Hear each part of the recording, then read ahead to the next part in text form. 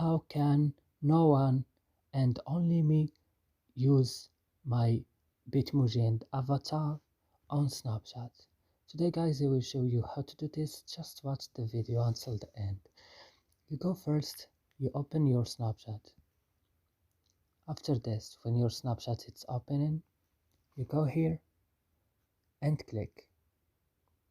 Then you go here on settings and click.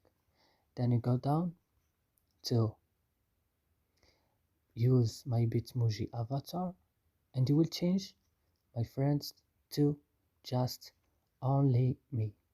So now no one can use your Bitmoji avatar except you. And that's it guys. I hope this video is useful and helpful for you. Don't forget to like and subscribe in our channel and see you next video.